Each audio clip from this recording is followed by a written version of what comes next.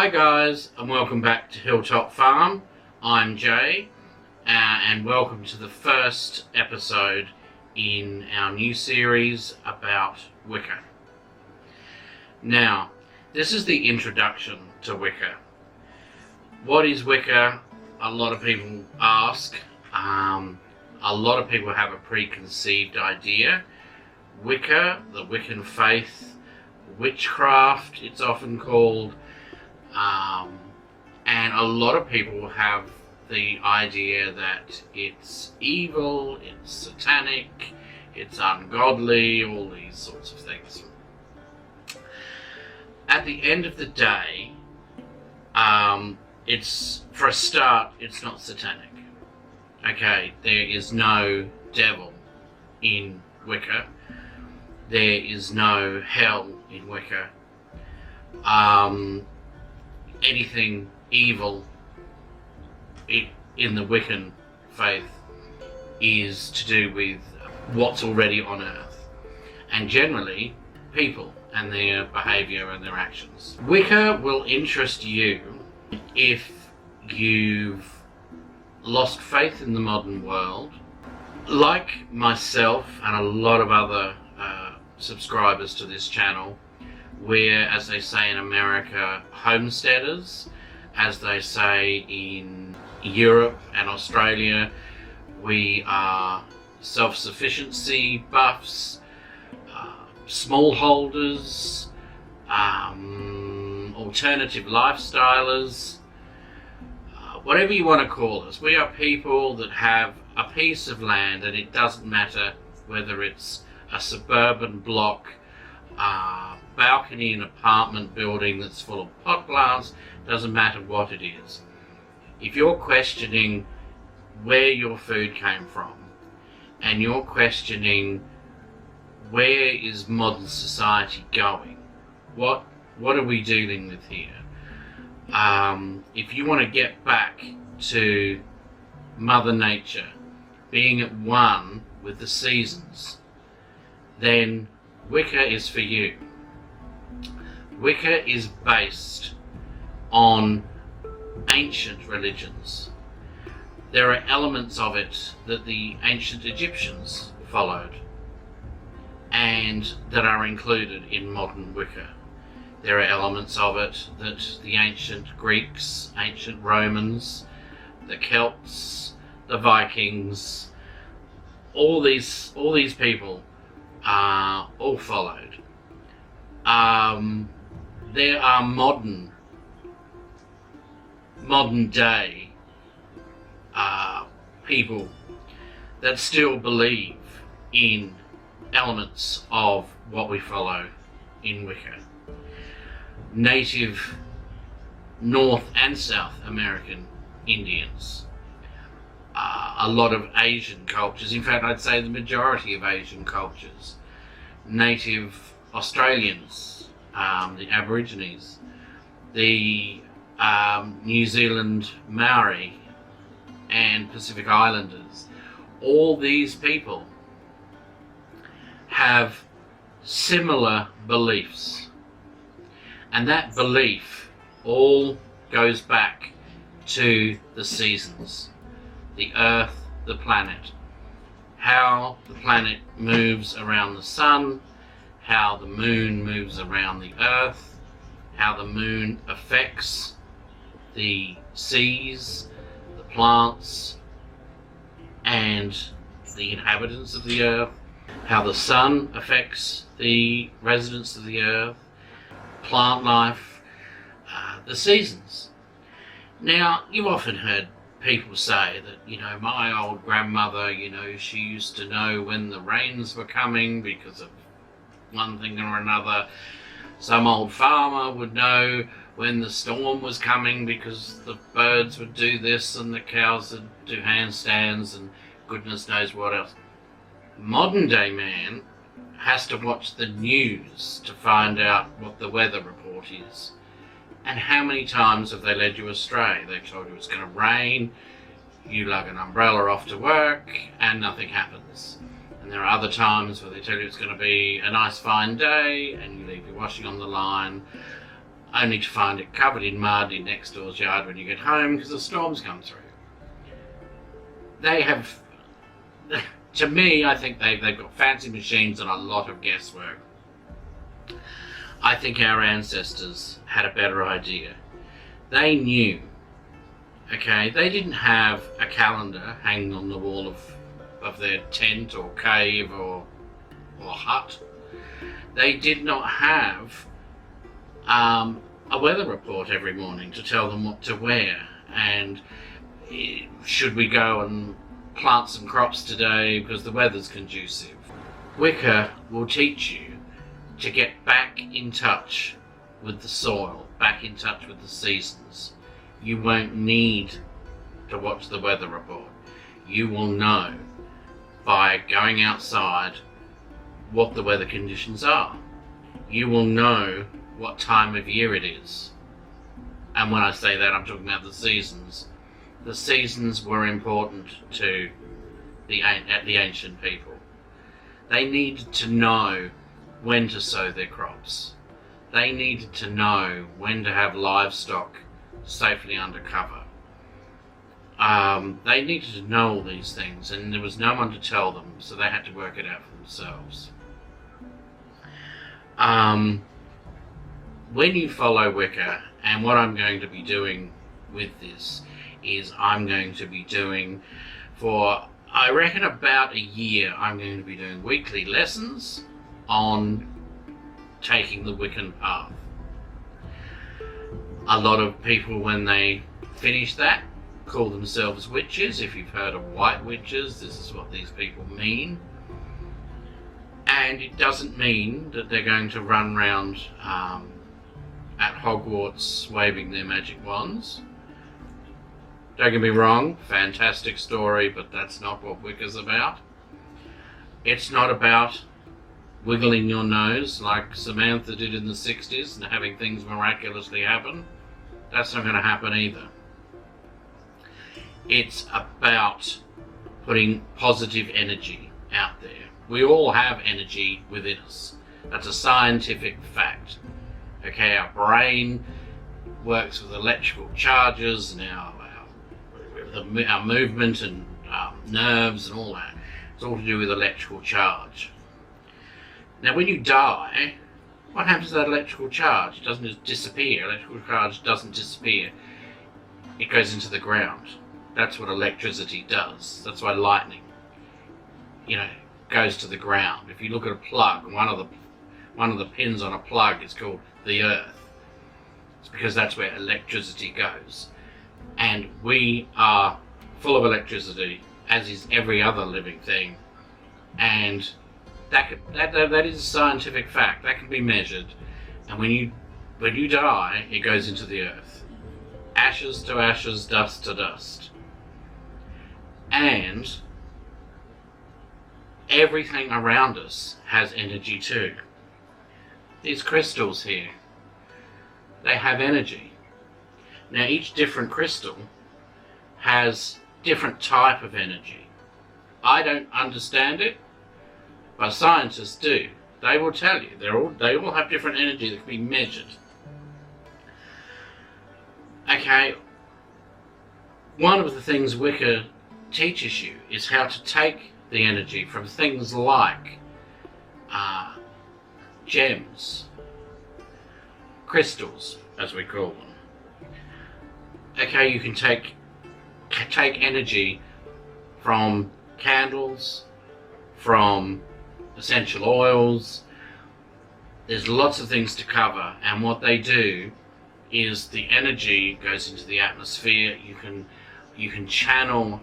You can be taught to channel the energy and use it to your advantage. Okay, and I'm not talking about you'll win the lottery or get lottery numbers or anything like that. Okay, you've got to separate everything you've seen in a movie to do with hocus pocus and all that, and separate it from this, because it's not like that.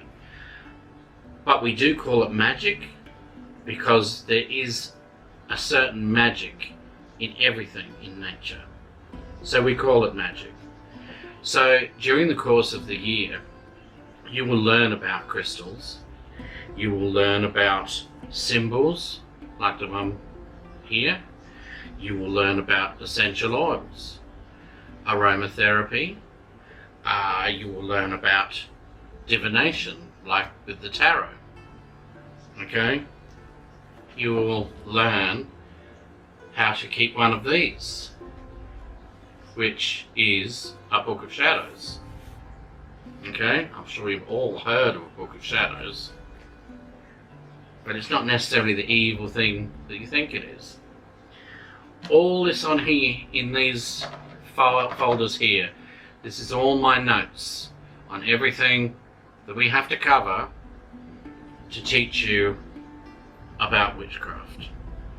Okay? Witchcraft as Wiccans know it. Proper witchcraft. Not hocus pocus witchcraft. Not evil witchcraft. This is proper witchcraft. Okay? And that is what you will learn following the Wiccan lessons. Wiccans believe that there are 8 major times of the year, if you like, and they have become festivals. Now, they are different. Well, they're the same festivals in the Northern Hemisphere as the Southern Hemisphere, but they're at different times. They're opposed to each other. So obviously, for example, the summer solstice is not going to be the same day for both hemispheres, because while one's having a summer solstice, the other's having a winter solstice. So you'll find the festivals, they're taking place almost simultaneously in the north and the south, but they're sort of rotating around each other. Okay? Being in Australia, I am doing this to correspond with the south. Okay? But I will make it clear as we're going along. If it is something, I mean, things like, for example, if we're learning about the moon and the moon phases, they're the same for all over the planet. North or southern hemisphere, it's all the same. If we are, for example, covering the summer solstice, I will teach you all about the summer solstice and tell you where it... I'm getting all tongue-tied. And I'll tell you when it is in the southern hemisphere. But I'll also tell you when it is in the northern hemisphere. The way I'm going to do these festivals is over the next 12 months. I'm going to cover each festival as we get to it. Now, that's as we get to it in the south. In the north, you'll be learning about it 6 months ahead of time, but that's okay. You'll know it's coming up, and for example, if we've covered the summer solstice and we're getting round to the turn for the north, I will let you know so you can go back, okay, and you can watch the one for the south, the one for the summer that covers you, if that makes sense. All the lessons will go into a playlist, of course, so that you can start where to go. Each lesson will have a link it will start off in the description below. There'll be a link, and there'll be an accompanying sheet that goes along with it, and depending on what the lesson's about as to what will be on that sheet, it could be something that's relevant that you need to keep. It could be like a list of something that you need to keep for the future, or it could just be a summary of what the lesson was about, or it could be ideas, because a lot of what we're going to be covering is me guiding you in the right direction to be able to cover that lesson. You're going to have to research it for yourself, because it won't just be the lesson each week. When the lesson's finished, you will have a task to complete before next week's lesson. Okay, now it won't be an arduous task. It's not going to be like full-time study or anything like that. You do it at your own pace when you feel like it. But you will, each week, there will be a certain amount of research to do, because as you will discover as you're going along with Wicca, a lot of it comes down to your interpretation of it. There is no point me forcing my interpretation of a particular thing onto you if it doesn't mean that to you. And I'll cover more of this later on. But basically, you need to be able to do a certain amount of research and get out of it what you can. If you have trouble, you'll be welcome to email me or leave a comment in the comments below on the lesson, and I will answer as many questions as I can. If you need something clarifying, I will try and clarify it as best I can. But you'll have to a certain extent, learn to trust your own instincts. Okay? Now, the reason, as I say, the reason I'm introducing this series is there are a lot of people out there that are interested. They just don't like the way the modern world works, and it's as simple as that, and they want to get in contact with nature, and that's fine. You'll find, being Wiccan, there's a certain amount of privacy that goes with it. I think you find generally people that are a bit quieter, a bit shy, a bit more private are generally the types of people that seem to follow it anyway. But we're going to learn and teach you, how to make your home a little haven, a little witch's haven, and you can make your garden what you know, a little haven for you, a little nook where you can honour nature in your own way, and it's your part of the world for you to do what you want in, not just a square of lawn with a washing line in it. Now, I think that's about all for now. As I say, one thing I was going to say to you, and I will be upfront right from the word go. I haven't decided how many lessons, but I would imagine the first 3 or 4 lessons I will include a link in the description below to the worksheet and the paperwork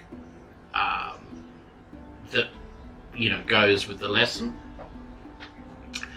I am going to try my darndest to get the videos out on a Wednesday, and we're going to call it Wiccan Wednesday. But, sometimes life happens, so if it stretches out to Thursday or Friday, bear with me and I apologise, but I'm going to be aiming for Wednesday. Now, as I say, the first 3 or 4 lessons will have that sheet in the description below. I link to it in the description below. After that, I am going to be adding that sheet to my Patreon page. And only if you're a patron of the channel will you have access to that worksheet. I was going to make it that you had to, to actually see the videos, you had to be a patron.